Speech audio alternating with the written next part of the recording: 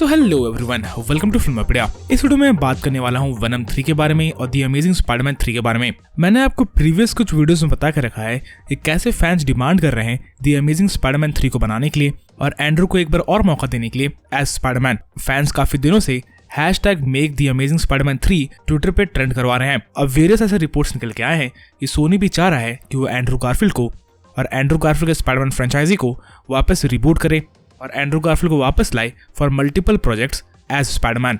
तो मैंने #MakeTheAmazingSpiderman 3 movement के ऊपर डेडिकेटेड मल्टीपल वीडियोस बना कर रखी है। आप उन वीडियोस जाकर देख सकते हो, लिंक आपको डिस्क्रिप्शन और आई बटन में मिल जाएगा। इस वीडियो में बात करने वाला हूँ एक नई रिपोर्ट के बारे में जो डैनियल आरपी की तरफ से आ रही है। डैनियल आरपी ने अपने पेट्रियन के थ्रू अपने पेट्रियंस को ये बताया है कि वेनम 3 बेसिकली हो सकता है एक मल्टीवर्स की मूवी हो जो कि मल्टीवर्स को एक्सप्लोर करेगी और उस मूवी में फाइनली वेनम स्पाइडरमैन से मिलने वाला है। सो फैंस को पहले लग रहा था और मुझे भी पर्सनली ये लग रहा था कि हो सकता है वेनम द अमेजिंग स्पाइडरमैन के यूनिवर्स में ही हो और इवेंचुअली वेनम की मुलाकात एंड्रू गारफील्ड के स्पाइडरमैन से ही होगी। पर इस समय डैनियल आरपीके का कुछ और कहना है और डैनियल आरपीके ये कह रहे हैं कि वेनम 3 एक मल्टीवर्स की मूवी होगी और मल्टीवर्स के थ्रू हो सकता है वेनम स्पाइडरमैन से मिले। अब ये स्पाइडरमैन कौन होगा? क्या वेनम एंड्रू गारफील्ड के स्पाइडरमैन से मिलेगा या टॉम हॉलैंड के स्पाइडरमैन से? ये कहना काफी मुश्किल है।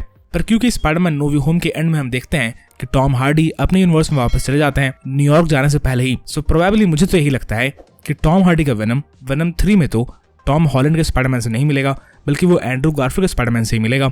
और प्रोबेबली अपने यूनिवर्स में वापस जाने के बाद भी टॉम हार्डी का वेनम कोशिश करेगा न्यूयॉर्क जाने का और न्यूयॉर्क जाने पे टॉम हार्डी के वेनम की मुलाकात और किसी से नहीं बल्कि एंड्रू गारफील्ड के स्पाइडरमैन से होगी। मेरी थ्योरी तो अभी तक यही है। बाकी देखते हैं वेनम 3 में क्या होता है। वेनम 3 की मूवी मोस्ट प्रोबेबली 2023 या 2024 में रिलीज हो सकती है। इसके अलावा टॉम हार्डी ने भी काफी बार इंटरव्यूज में कह कर रखा है कि वेनम 3 में हो सकता है आपको स्पाइडरमैन देखने को मिले क्योंकि वेनम की कहानी को आगे बढ़ाने के लिए टॉम हार्डी को और वेनम फ्रेंचाइज को स्पाइडरमैन की जरूरत है। सो मोस्ट प्रोबेबली वेनम 3 में आपको स्पाइडरमैन दिखने वाला है और ये Spiderman most probably Andrew Garfield का स्पाइडरमैन ही होने वाला है। इसके अलावा ऐसा भी हो सकता है कि एंड्रू गारफील्ड के स्पाइडरमैन का रोल वेनम 3 के अंदर कम हो और वेनम 3 के अंदर मेन विलन टॉक्सिन हो, पर वेनम 3 के अंदर फाइनली मूवी के लास्ट में एंड्रू गारफील्ड का स्पाइडरमैन आए, जिसके बाद द अमेजिंग स्पाइडरमैन 3 के लिए टॉम हार्डी का वेनम वर्सेस एंड्रू गारफील्ड का स्पाइडरमैन सेटअप हो जाए। क्योंकि बेसिकली स्पाइडरमैन नो वे होम में एंड्रू गारफील्ड के स्पाइडरमैन ने कहा था कि उसने कभी भी एक एलियन को फाइट नहीं किया है। So most probably the amazing Spiderman 3 में एंड्रू गारफील्ड के स्पाइडरमैन को वेनम से फाइट करने का मौका मिल जाएगा, यानी कि एक एलियन से फाइट करने का मौका मिल जाएगा। सो वेनम 3 और द अमेजिंग स्पाइडरमैन 3 सोनी के लिए काफी बड़े प्रोजेक्ट्स हो सकते हैं अगर सोनी एंड्रू गारफील्ड के स्पाइडरमैन को इन दोनों प्रोजेक्ट्स में इन्वॉल्व करती है तो।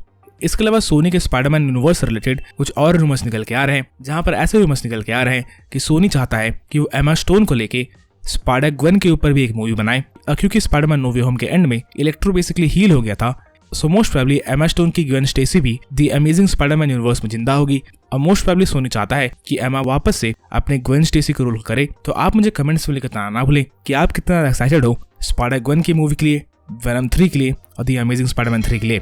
ये सारी मूवीज कब रिलीज होगी ये कहना काफी मुश्किल है, पर ये सारी मूवीज रिलीज जरूर होंगी।